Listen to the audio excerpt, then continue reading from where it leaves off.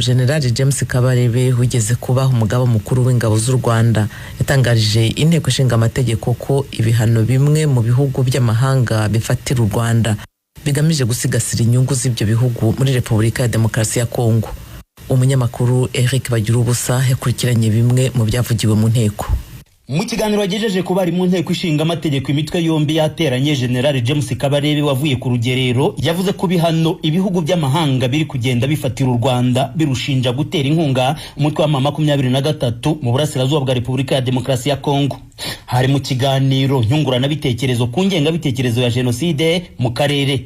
Umunyamabanga wa leta muri Ministeri y'Ububanyi n'Amahanga ushinzwe akarere k'ibiyaga bigari yavuze ko amahanga yirengagiza ukuri kw'ibibera muri Repubulika ya Demokarasi ya Kongo gushingiye ku mateka ya gikoroni. Yavuze ko amahanga yakomeje kurebera ibibazo byo muri Kongo ari nako ashyigikira umutwe wa FDLR u Rwanda rushinja uruhare muri genocide yakorewe abatutsi mu 1994. General Kabarebe yahakanye yivuye inyuma uruhare rwarwo rwose u Rwanda rushinjwa muri iyi ntambara ishyamiranyije leta ya Kongo n'abarwanyi b'umutwe wa 23. Ntabwo u Rwanda rwigeze rwambuka umupaka ngo rugiye gutera Kongo. Ntabwo u Rwanda rwadeklara intambara kuri Kongo na rimwe. Ntabwo turigera tubikora. So ntabwo rero twateye Kongo. Uko baturega rero gutera Kongo bakadufatira n'ibihano ngo twateye Kongo, ibyo nipfunwe. Ntababeshye, hari ibihugu byinshi cyane hagombe kuba hari n'imiryango impuzamahanga y'ibihugu bitari kugira icyo bikora iyo Tshisekedi n'iyi coalition yose yari yubatse iyo batera u Rwanda. General Kabarebe yikomye perezida wa Kongo Felix Tshisekedi ko yinjiye muri iyi ntambara ashutswe n'umutwe wa FDLR kandi wari umuperezida w'umusivili. Aha niho kandi yashimangiye impamvu zatumye 23 yigarurira imijyi nka Goma na Bukavu. Ukuntu bashakuje rero ngo u Rwanda ngo rwafashe M23 se idafata Goma idafata Bukavu yabuzwa n'iki? Yabuzwa n'iki ifite impamvu irwanira? Ufite impamvu yemera gupfira ntacyo atakora, nta rugamba atatsinda. Ibyo ni ibintu bizwi. General Kabarebe avuga ko ibihugu biri gufatira u Rwanda ibihano birushinja gufasha umutwe wa 23 bigamije gukurura byishyira ku mutungo kamere wa Kongo urimo amabuye y'agaciro. Abo bose ni inyungu zabo. Ni inyungu zabo muri Kongo, nta kindi. Kongo icyo bayibonamo n'amabuye y'agaciro. Nk'abanyakanada bo ibyejo bakoze ngo ni ibihano, nta kindi kibibatera. Hariya Warikare ni muri Kivu y'Amajyaruguru, ni hirya ya Masisi. Warikare bafite mine ya cassiterite ya mbere, niyo nini ya mbere ku isi hose, yitwa Alpha Mines. Alpha Mines rero kuba bazifite ari iz'abanyakanada, kuba batanga ibihano ku Rwanda, murumva ko nta gitangaza kirimo. Kongo ntabwo igomba kuvuga cyane, ikikora no gutanga amabuye ikadushumuriza abazungu bakavuga ibyo bavuga bagakora ibyo bakora kuko bafite ibyo batanga. Uyu wigeze kuba umugaba mukuru w'ingabo z'u Rwanda icyarimwe n'iza Kongo ku butegetsi bw'uwari perezida wa Kongo nyakwigendera Laurent Désiré Kabila yavuze ko intwara umutwe wa 23 wambuye ingabo za Kongo zitari zigambiriye kurasa kuri uwo mutwe gusa ahubwo ku Rwanda, ari nayo mpamvu rwashyizeho ubwirinzi. Ariko ubu turi muri fezi yaho abazungu basaze buri kintu cyose bakegeka ku Rwanda. U Rwanda nta cyaha rwakoze. U Rwanda rwaririnze, rwabujije ibisasu kongera kugwa mu Rwanda, nta kindi. Kandi ngo bimaze gufatwa byaragaragaye intwaro zahasa M23 yahasanze ni intwaro zari zigamije gutera u Rwanda, ntabwo ari intwaro zari zigamije kurasa M23. Urebye ibirindiro zarimo aho zari ziri uvuye ku Rwanda ni ibirometero nka 3 cyangwa 4, naho zerekezaga nuko banagerageje kubikora ariko bikabananira. Mu ijambo ry'umunyamabanga wa leta muri Ministeri y'Ububanyi n'Amahanga mu Rwanda yashinja amahanga ko yagize akagambane gakomeye mu ntambara ibera Kongo. Nta munsi n'umwe imiryango mpuzamahanga yigeze ivuga ku kibazo cy'abamercenaires muri Kongo, kandi ari ibintu bitemewe n'umuryango mpuzamahanga, ariko ntabwo bigeze babivuga no kugeza n'uyu munsi. Ahubwo no kugira ngo bave Igoma bace mu Rwanda bataha, nabyo bari babirwanyije. Abazungu bari babirwanyije, hari za ambasade hano rwose zahagurutse ziraduhagurukira ziravuga ziti muramenye bari abantu batavanwa mu nkambi za MONUSCO, batavanwamo ngo bace mu Rwanda bagenda. Icyo bangaga niki? Bangaga kumwara, bangaga kubona ku mupaka w'u Rwanda abasirikare bacu n'abapolisi basaka uruhu rwera barugaragura bagira gutera. Muri iyi nama nyungurana bitekerezo abasenateri n'abadepite batanze ibitekerezo bitandukanye. Ikirego ngikintu kijya kintangaza kikanambabaza. Iteka njya nibaza iriya miryango mpuzamahanga by'umwihariko ivuga ko iharanira uburenganzira bwa muntu. umuntu ninde? Mu muntu abatutsi ntibabamo, umuntu abavuga ururimi rw'ikinyarwanda bari muri Kongo bakongomani ntibabamo. Uribaza kuki bahagera bagafunga amaso hanyuma bakanagira rwa rwitwazo rw'uko ngo hari amabuye y'agaciro. Ibyo by'amabuye y'agaciro nabyo iyo urebye ziriya raporo za groups of experts zisa naho zibaha ingero bazubakiraho. Kugeza ubu ibihugu biri mu Bwongereza, Canada, Ububiligi, umuryango w'ubumwe bw'ibihugu by'Uburayi n'Ubudage bimaze gufatira u Rwanda ibihano bitandukanye mu bijyanye n'ubukungu. Birushinja gutera inkunga umutwe wa M23 mu ntambara uhanganyemo n'ingabo za FARDC. Leta Zunze Ubumwe za Amerika nayo yashyizeho ibihano ku bayobozi bakuru mu gisirikare cy'u Rwanda barimo General James Kabarebe. U Rwanda rukomeza guhakana rwivuye inyuma ibirego rushinjwa. Bagira ubusajwi rya Amerika i Kigali. Abayobozi b'ibitangazamakuru mu Burundi barinubira intambamye bafite mu gutangaza amakuru hajyanye n'imirwano irimo kubera mu burasirazuba bwa Repubulika ya Demokarasi ya Kongo. Babivugiye mu nama yabahuje n'urongoye inama nkuru y'igihugu ishinzwe kugenzura ibitangazamakuru CNC ejo kwa gatatu. Inkuru yateguwe n'ijwi rya Amerika ifatanyije n'abakunzi bayo mu Burundi, murayigezwaho na Thierry Ndayishimiye ari Kigali mu Rwanda.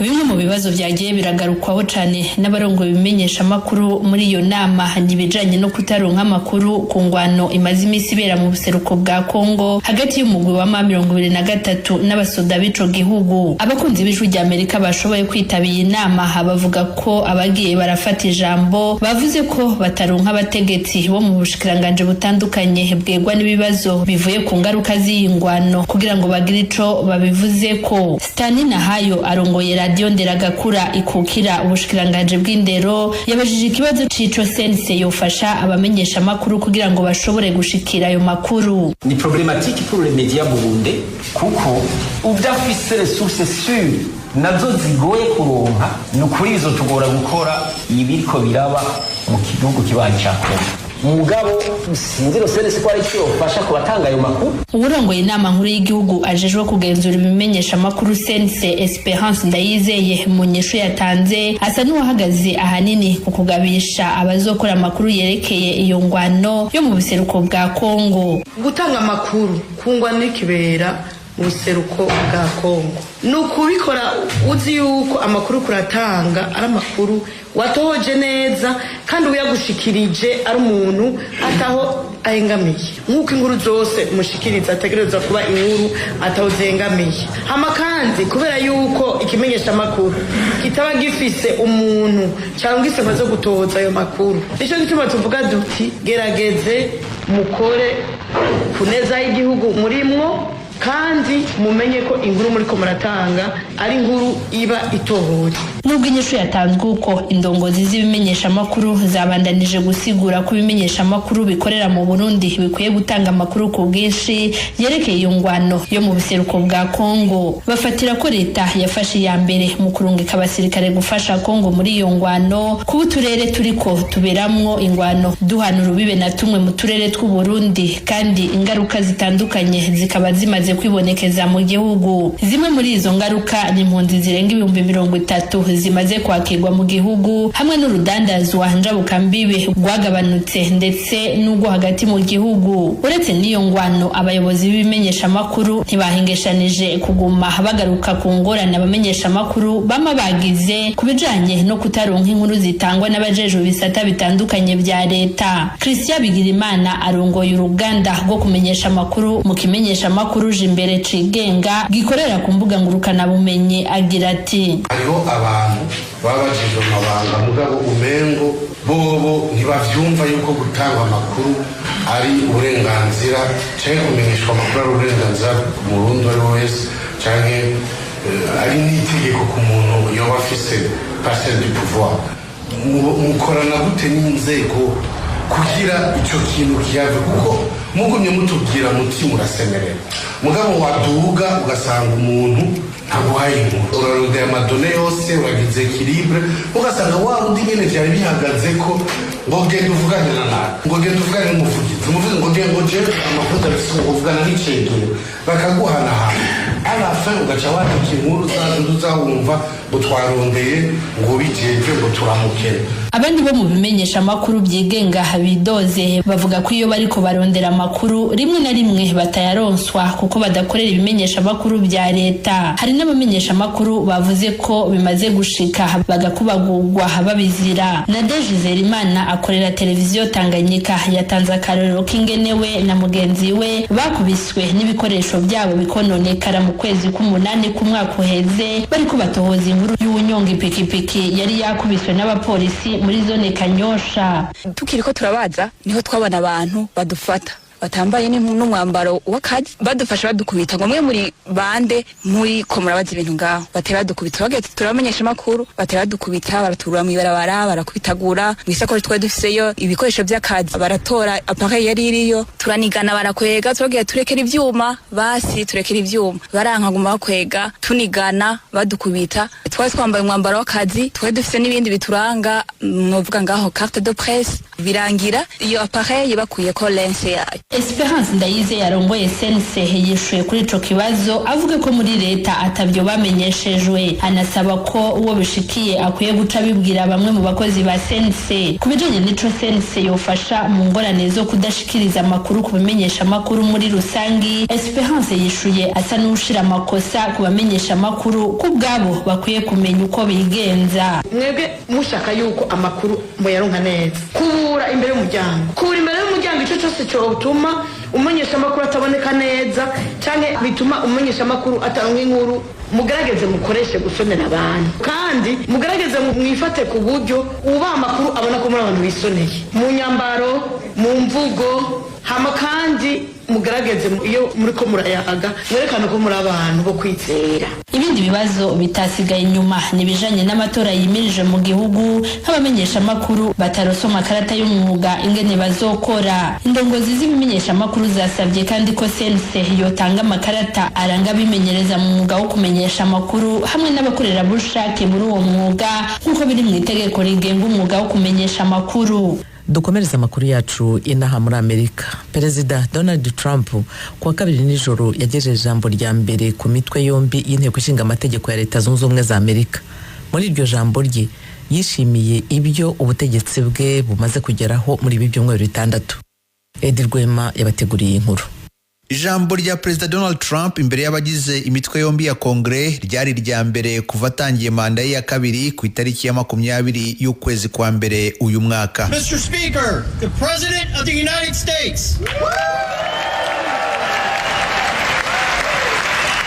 America's momentum is back. Ubuhangange bwa Amerika bwagarutse, imbaraga zacu ziragarutse, ishema ryacu riragarutse, kwigirira icyizere biragarutse, inzozi z'abanyamerika zirimo ziraguka ikure kurusha uko byigeze bibaho.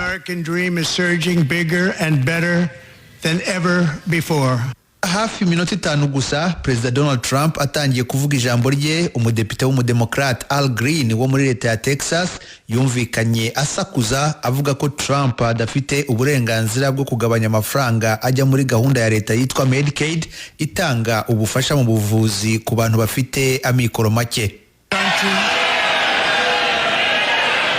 Nyuma Depite Green yaje gusohorwa mu cyumba cyavugirwagamo iryo jambo. Mr. Green, take your seat.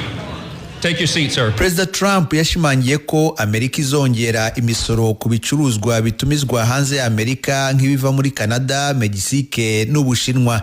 Ibyo bihugu bitatu biza kwisonga mu gucuruzanya na Amerika byavuze ko biziyimura kuri ibyo byemezo bya Perezida Trump, ibyatumye haba ubwoba ko ubukungu bw'isi bushobora guhungabana kubera intambara z'ubucuruzi.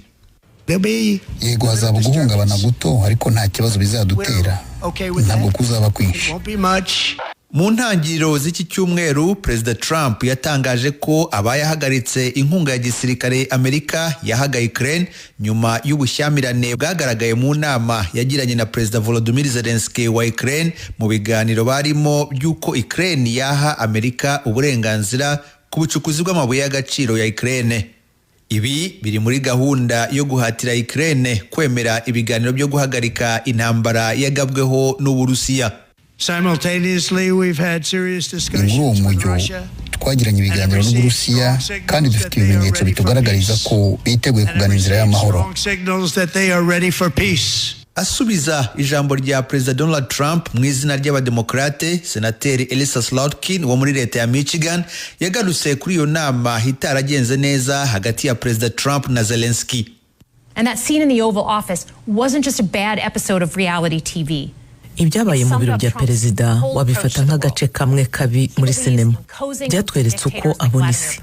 Ni umuntu ukunda kwiyegereza abanyagitugu nka Vladimir Putin no kwigizayo inshuti zacu nka Canada.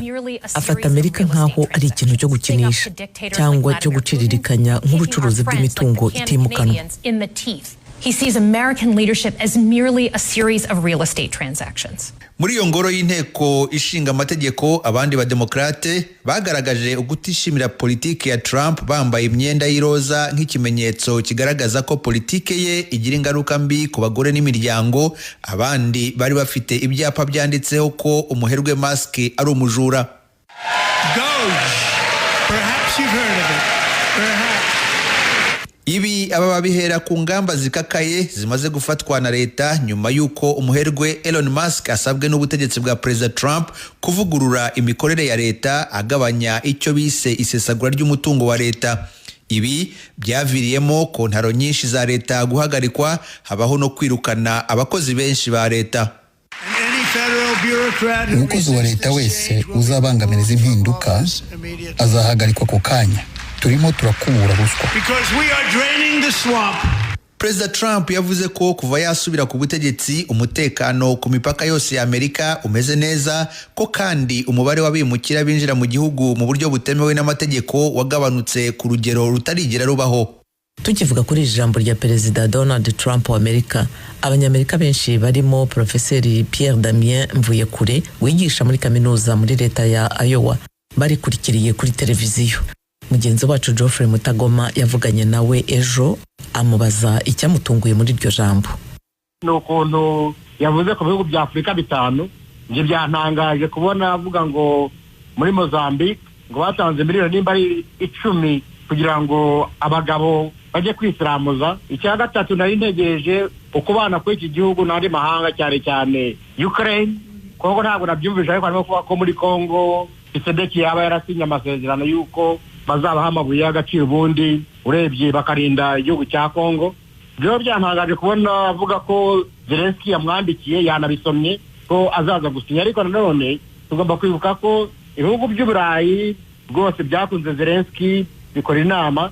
Aho Trump nanamukunze kubera ko nta kintu kigaragaza ko amafaranga dutanga muri Amerika nk'abantu batanga imisoro yajya mu Burayi kugira ngo bo bumve ari amahoro. Kuki abanyaburayi bo batatanga amafaranga menshi amahoro nabo bayishakira? Iyo urebye ntabwo ibintu byose avuga azabikora kubera ko tubona ko inkiko n'abari abantu b'abanyamategeko bajya kumurega, ubwo bikaba birahagaze. Ariko uravuga ko ibintu avuga atazabikora, ariko yamaze gushyiraho imisoro kuri Canada na Mexique, none nabyo byashyizeho indi misoro, kandi muri iriya jambo yarayavuze ati hazabaho guhungabana ariko kudakomeye. Ibyo birafite ubusobanuro? Yego, ariko abonye ko Trudeau nawe ejo mbere yuko perezida avuga yahise nawe ashyiraho biriya bita tarifu zo ku banyamerika, nabyo bizakomeretsa Amerika naho muri Canada. We rero perezida wacu Trump abashaka ko, ndavuga perezida wacu kubera ko mbere yuko atsinda ntabwo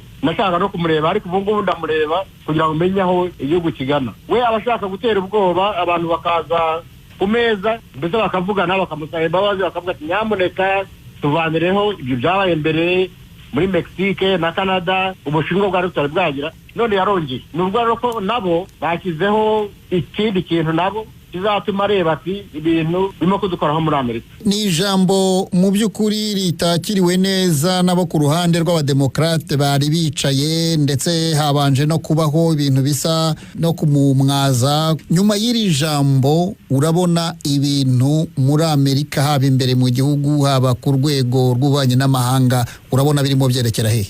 Ibyo uvuga nibyo, ariko nkubwiye Jeffrey ngende umudemokrate, ariko abademokrate navuyeho.